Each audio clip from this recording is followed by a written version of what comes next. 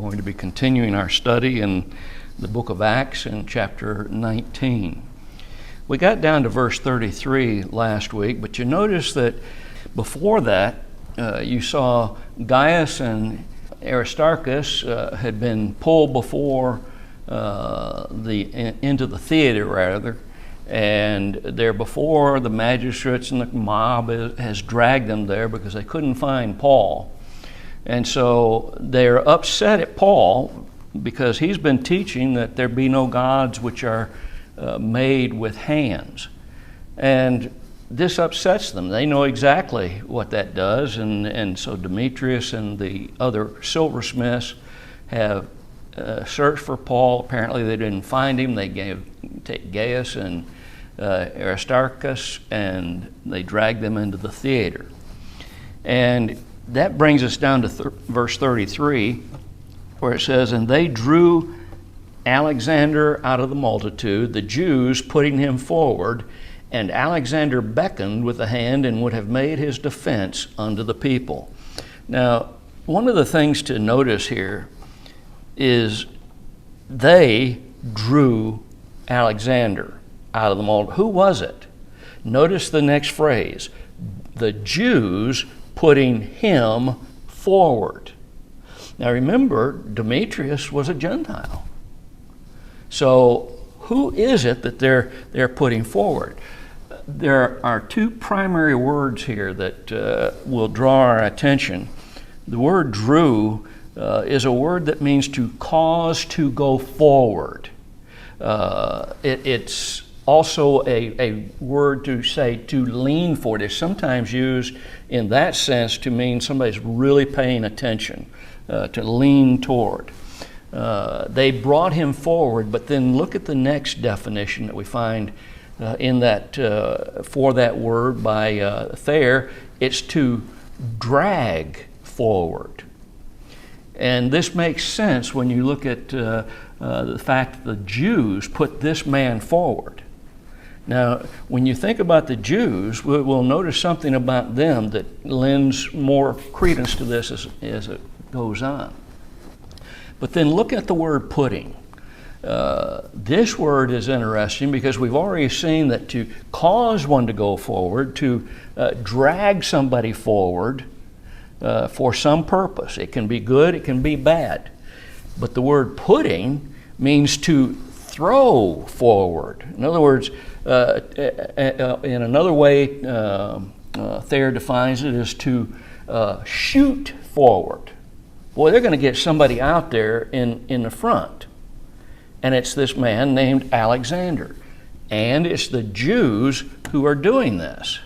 Now, Robertson tells us that this word putting means to push forward as leaves in the spring. In other words, a wind blowing them, or in the fall rather, or in the spring, shooting up out of the limb to then eventually get to the point where they grow into a full leaf and provide shade and blah, blah, blah. Now, what these words show us is that Alexander was not volunteering to do this. The Jews have put him forward. And secondly, there was a certain amount of physicality involved in putting him forward. So who threw Alexander forward? The text says the Jews did. Now, the context indicates that in verse 34. We're then told that Alexander beckons with the hand. I've done some reading about that in several historical books, and it was the idea of, quiet down so I can say something. And he made this, and he wants to make a defense to the people. Now notice, the Jews have put this person forward. The Gentiles brought Gaius and Aristarchus before the theater. So you've got a contrast here between two different groups. And notice that Alexander was going to make a defense. Well, the Jews, you see, deplored idolatry just as badly as Paul did. They would not, or they would hate idolatry just like anyone else.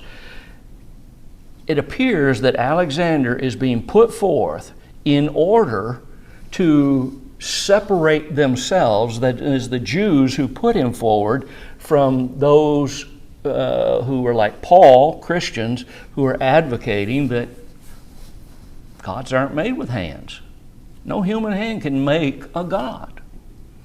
And so you have this separation they're trying to make.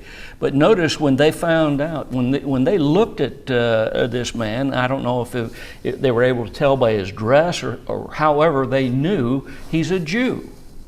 And the Romans, remember, they weren't very friendly toward the Jews at this time, and it was getting bit by bit worse. You remember when Paul first went before Nero, Nero acquitted him. But later, he turned against the Jews and this sect of the Jews, as he thought about it, Christians. And so when Paul appeared before him the second time, he didn't leave. He left the prison doors only to be executed. But the Romans have slowly begun to be a little more antagonistic toward the Jews, especially because in the empire, the Jews were known for causing all kinds of disruptions. They were constantly causing problems for the Romans. And these Jews apparently didn't want to be linked with Paul and thus receive the wrath of the mob. We should remember that Alexander was forced forward in order to make a defense. Now, the text specifies who the mob grabbed: the supporters of Paul, his message, the supporting of his message. And so Gaius and Aristarchus, I don't know why I'm having trouble with that name tonight. It's doubtful that Alexander, this Alexander is the same one that you find in other passages. Look at verse 34 with me. But when they knew that he was a Jew, all with one voice about the space of 2 hours cried out, "Great is Diana of the Ephesians." Now, Alexander, as a Jew, would not have been defending Paul. He would have been against Paul just as well as the Jews who put him forward. So notice what takes place. When they knew he was a Jew, when they recognized Alexander as being one of these old Jews that we don't care for, if Alexander had been a worshiper of Diana, they would not have caused him to cease. They would not have interrupted. They would not have shouted him down. So how did the mob stop Alexander from speaking? It's an age-old thing. The text says, all with one voice about the space of 2 hours cried out, "Great is Diana of the Ephesians." Imagine that chant going over and over and over for 2 hours. It's almost hard to believe. I've never seen a football game where the crowd chanted for their team for 15 minutes, much less 2 hours straight, and all of them are doing this. And of course, the Jews would not have joined in with that, would they?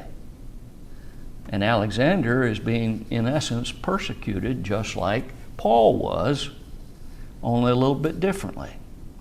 So the chant continued for 2 hours. MacArthur made an interesting comment about this. He described their action as a mindless display of religious frenzy. I thought that was a pretty good statement. They're screaming, great is Diana of the Ephesians, over and over and over. It doesn't take much of a mind thinking to do something like that. And that brings us then to verse 35 through 37.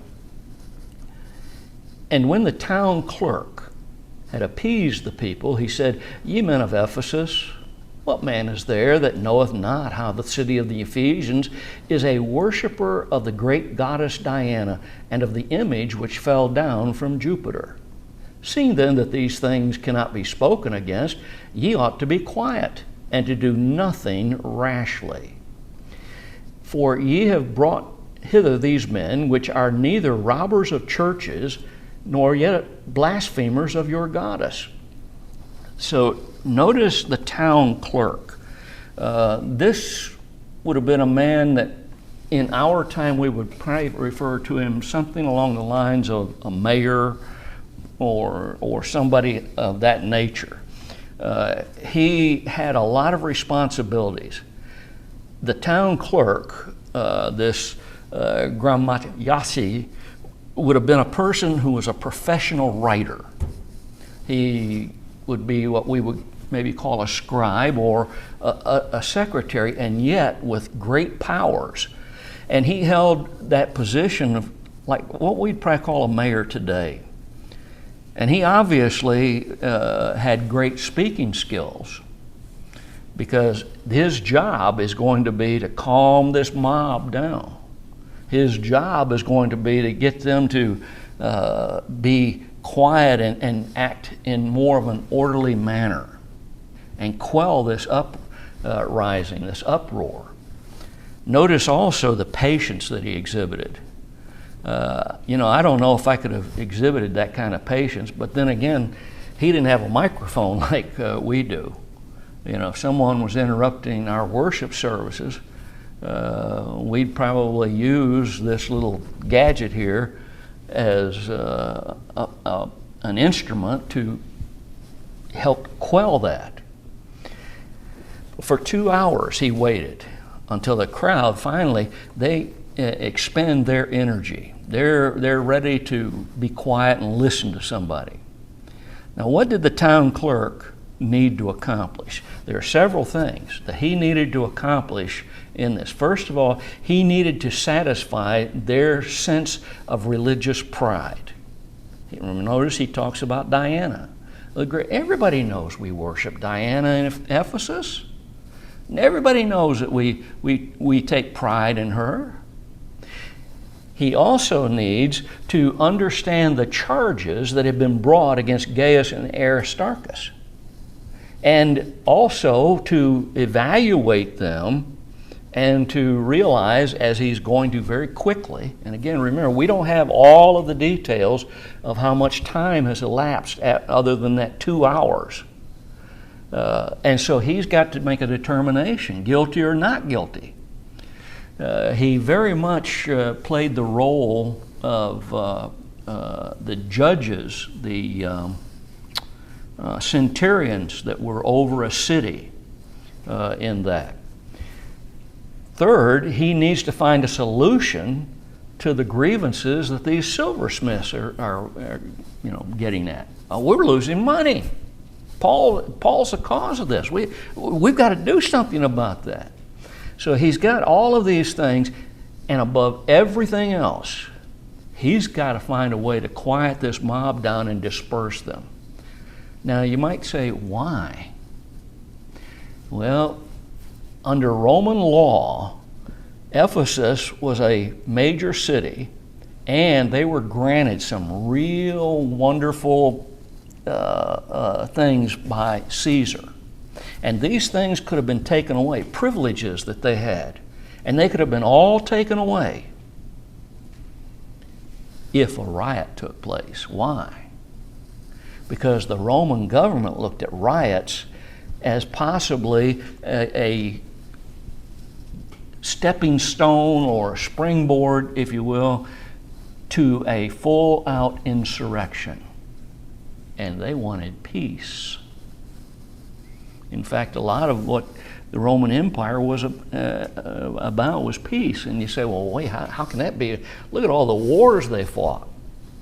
once they conquered an area, they wanted peace. They didn't want rebellion. And they would quickly do everything in their power to shut that down.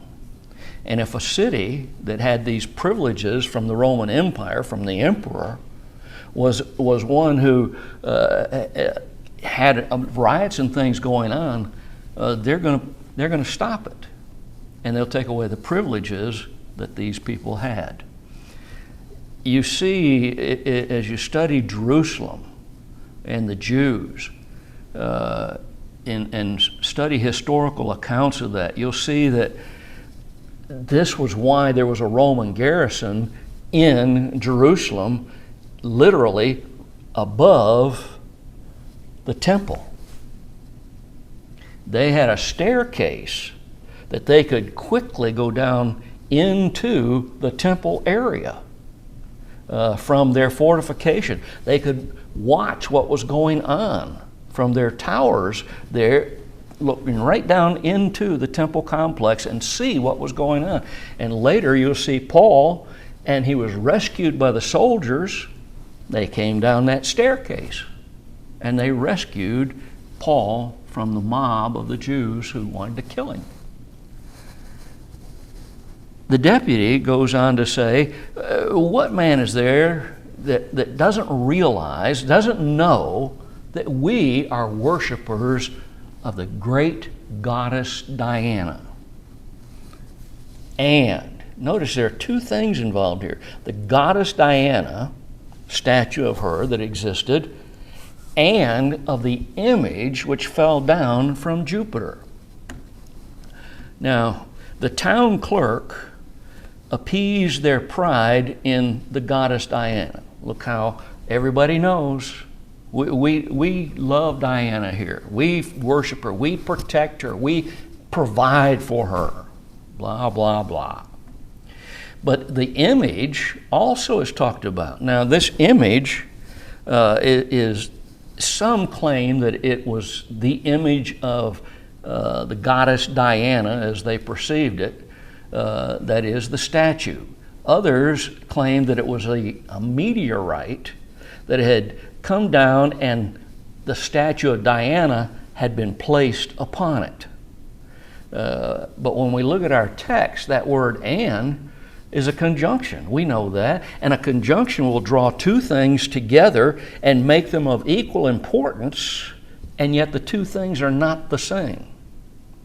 So we've got that conjunction showing that the goddess Diana and the image that fell down from Jupiter. Two different things. So when we look a little further in the text, he says, seeing that these things cannot be spoken against, what? That we're worshipers of Diana. We're the protectors of Diana. You ought to be quiet. He tells the mob, you ought to be quiet.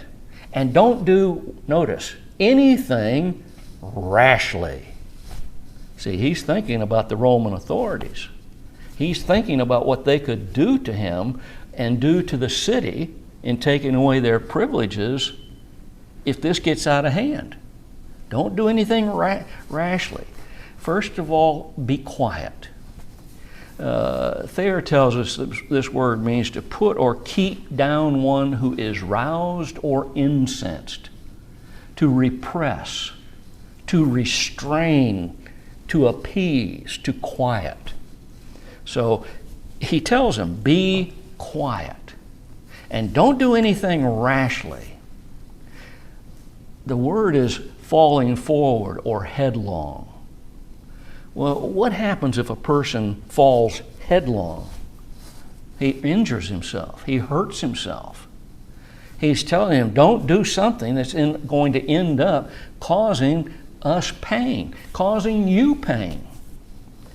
And so the idea is to fall forward in a way that injures yourself because of some crazy behavior that's going on.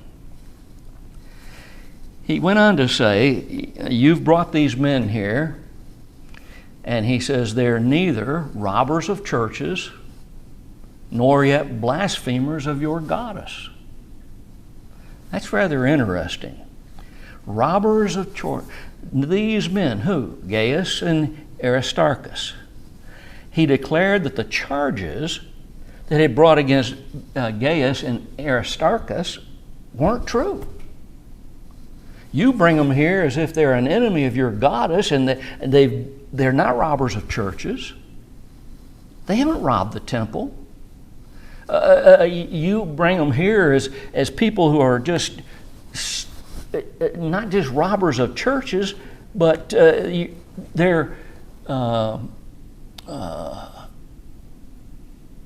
want to back up to robbers of churches because the word means a despoiler of a temple. Well, what's a despoiler? It's someone who, in our time, we might liken it to somebody who goes and paints graffiti on a church building or a place of worship, or maybe breaks the windows, or maybe burns the place down, or goes into it and robs, stealing things. A few years ago, I remember there seemed to have been a rash in an area where I was living at the time of church buildings being broken into, and they were stealing all of the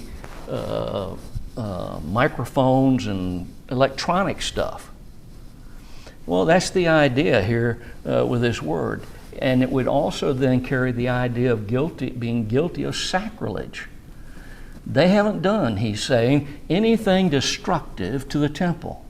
They haven't done anything destructive to its furnishings. They are not blasphemers of your goddess. That word blasphemers, blasphemeo, is a word that means to vilify. It's a little bit different than the word that we normally think of as blasphemy. It's just a little slightly different. It means to vilify. But it also carries the idea of speaking but reproachfully, and not only reproachfully, but to rail at. Now, the idea of rail at carries the idea of raising the voice and really, getting angry and upset about what's being taught, what's being said, or what's being practiced. Paul had simply said, "They be no gods which are made with hands." I want you to notice something. He didn't rail or vilify the goddess Diana. He didn't believe in the goddess Diana. He believed that it was something made with human hands and came from the human mind, not from God. He also did not speak against worshiping anything that was made, or rather he spoke against worshiping anything that was made by man's hands. Kaufman made an interesting statement here, I think. He said, Paul did not blaspheme pagan deities, nor indulge in any violent or destructive operations against the pagan temples.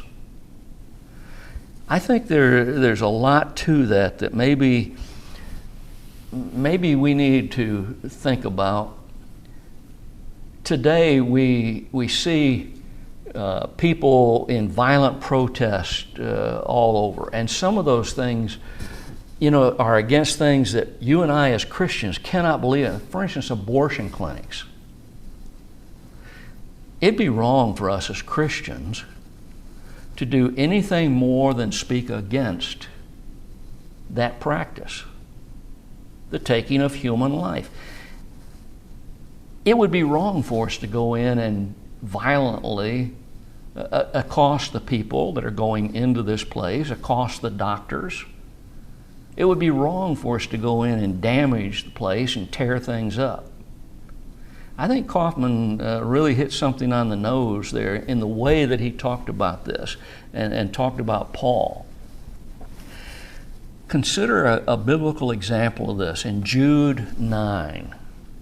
Yet Michael, the archangel, that's an archangel of God now, when contending with the devil, he disputed about the body of Moses.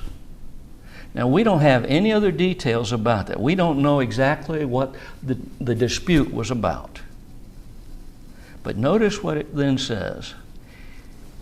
Michael, the archangel, did not dare to bring a railing accusation, but said, "The Lord rebuke thee."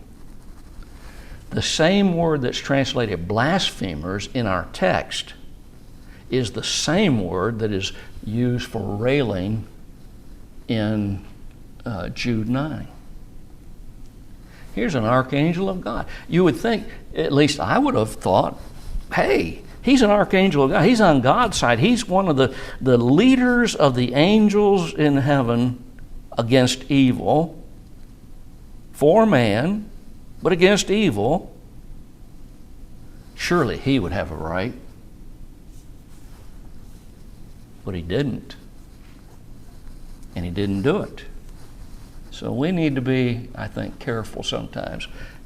You know, there are a lot of things that go on, and I know in time past I've gotten pretty upset at some of our public officials and some of the things they do, but we need to be a little bit careful how we act and how we talk. There was a need for a solution to all of the grievances of Demetrius and the craftsmen. So notice verse 38 and 39. He says, "Wherefore, if Demetrius and the craftsmen which are with him have a matter against any man, the law is open, and there are deputies, let them implead one another. But if ye inquire anything concerning other matters, it shall be determined in a lawful assembly." In verse 38, this town clerk basically is telling them there are legal avenues that if you've got a problem with somebody or something, there are legal avenues that you should avail yourself of and use those. And the implication now is that what has been taking place in this mob, bringing Gaius and Aristarchus to before the people in the theater, is not a legal assembly. Verse 39 is he's basically urging them, use the lawful assembly, use the courts, go before these officers that I almost think we'd almost think of them as lawyers, and plead your case to whoever's in authority. But look at verse 40. "For we are in danger to be called in question for this day's uproar, there being no cause whereby we might give an account of this concourse." Notice that he's saying this is not a lawful assembly. This kind of assembly is going to get us into trouble. And he said we're in danger. Danger from who? As we mentioned earlier, the Roman government. They're in danger from Caesar taking away some of the magnificent privileges of citizenship and other things that they had. This assembly would have brought the wrath of Rome on their heads. And above all else, Rome wanted peace in its territories. You know, we think of Rome, and I've often thought about Rome because when I was younger, I really enjoyed studying about Rome and the legions and how they fought and their weapons and all of the unbelievable things that they were able to create and improve upon from their world. It's been said of Rome that they were really not so much the great innovators of things as they were taking what somebody else had developed and making it better. And truly, that's what Rome did. Above all else, Rome wanted their society to be at peace. But Rome realized that mobs would cause insurrection. Bowles stated that it was a capital offense to raise a riot in Rome. Think about that. What had they done? They caused a riot. They caused something that this governor, this mayor, as we think of him, he's let them know this isn't legal. And if Rome got involved in this, there would be results that would definitely hurt the Ephesians. They would have lost some of the benefits. The ones who had instigated the mob would have been put to death, the penalty for that. And verse 41 says, and when he had thus spoken, he dismissed the assembly. The town's clerk obviously caused them to understand that their assembly was illegal, the danger that they were in, and the town clerk basically said, go home. Go home. You don't need to be involved in this. Don't cause us a lot of problems in the things that we're doing this day. And so they needed to listen to him. And that brings us into verse 1 of chapter 20. And after the uproar was ceased, Paul called unto him the disciples and embraced them and departed for to go into Macedonia. This uproar created by Demetrius was finished. The town clerk had put a stop to it. He had done his job. Now Paul is free to go about his business. They've been told that the charges against Paul that they were trying to make were not valid. And now he wants to follow the course that he had intended and is shown to us back in verse 21 and 22 of chapter 19, to go to Jerusalem through Macedonia and Greece. Paul calls the brethren together there in Ephesus. Notice he embraces them and he basically tells them, I'm leaving. I'm going on this journey. I've got to get to Jerusalem, and I'm going to do it by going through Macedonia. He's going to have to sail west in order to do that. I've often thought that must have been what we call a tear-jerking moment. He'd been among them for about 3 years. Obviously, the brethren loved him dearly, and now he's going to be departing.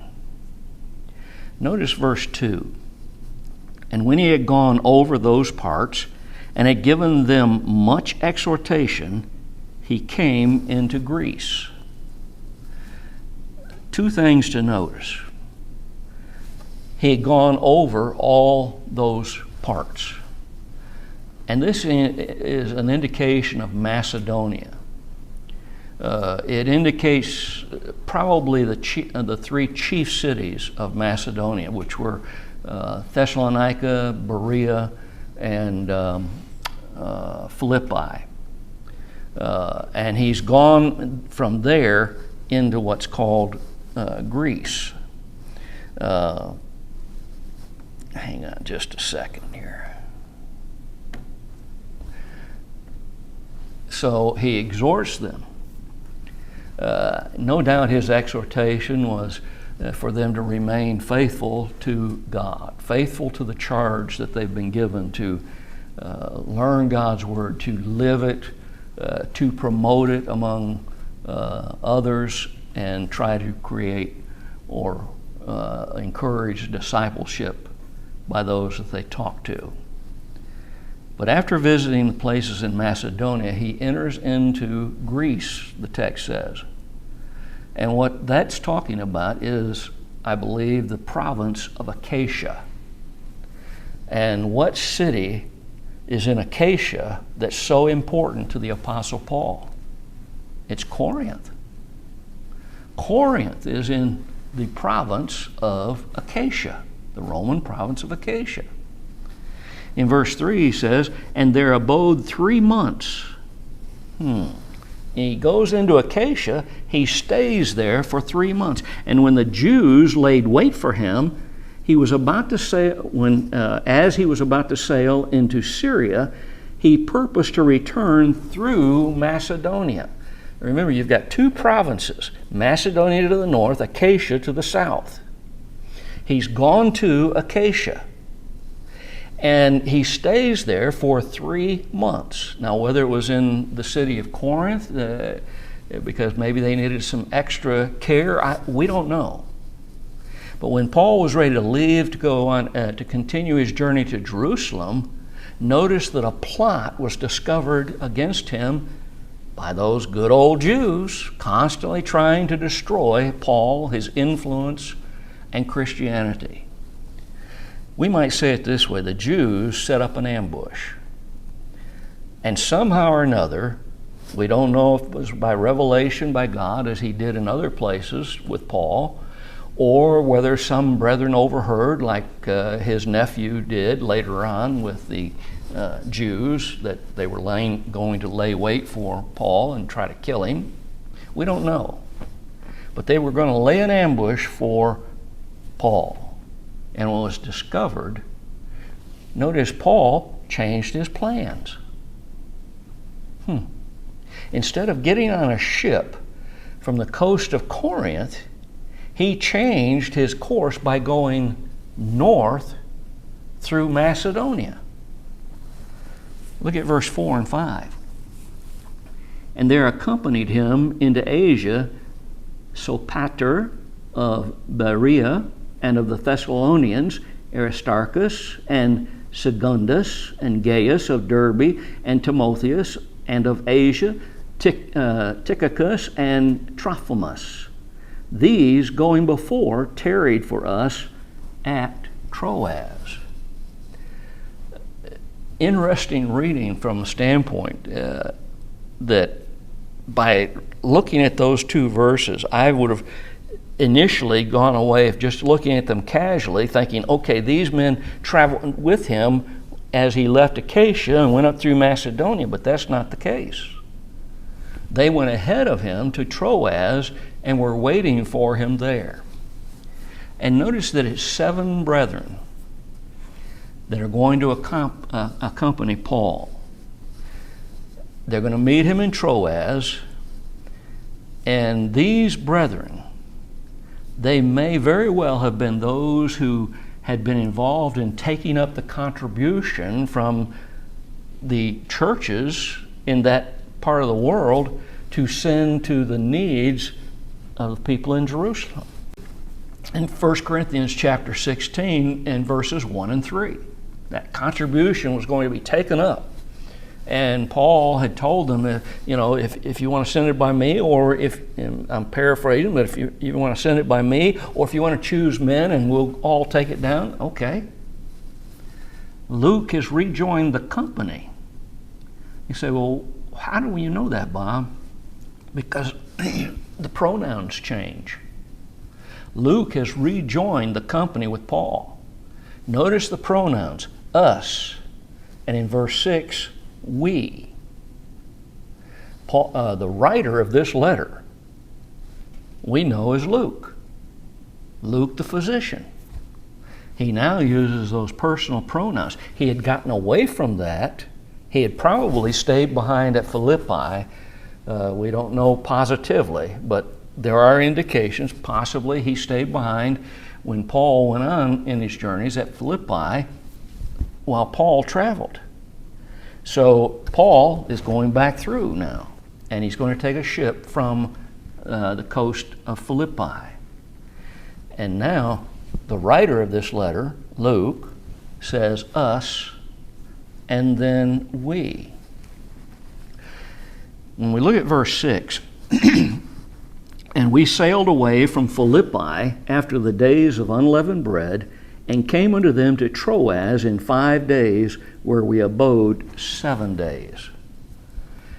Traveling by land, it would have taken Paul about 5 days to travel up to Philippi from Corinth, if indeed that was where he left from in Achaia, up to Philippi. And there was an additional 5 days that would have been needed to sail from Philippi to Troas. And in that passage, in verse 6, notice he told us we sailed from Philippi. And where'd they go? Troas. And in Troas, notice that they waited 7 days. Why? Well, I believe, when you consider the context, I believe that Paul wanted to worship with the brethren at Troas on the Lord's Day. That means, if I'm correct, they probably arrived in Troas on Monday. 7 days later, what do you have? The Lord's Day. There is another possibility, and again, we don't know for sure. There is another possibility that there was no ship available to continue their journey until then. But I would go with the fact that, or the idea that he wanted to worship with the brethren there because it's spelled out to us, 7 days. And what were they doing on that seventh day? As we look at the context, we see they were worshiping, and Paul was preaching to them. And it was immediately after he finished preaching to them that they took ship to leave from Troas. So, excuse me. So at this point, Paul has about 40 days for him to get to Jerusalem, his goal, to be there by Pentecost, as he had mentioned earlier. Let's go ahead and stop there. We'll come back next week with verse 7 and go from there.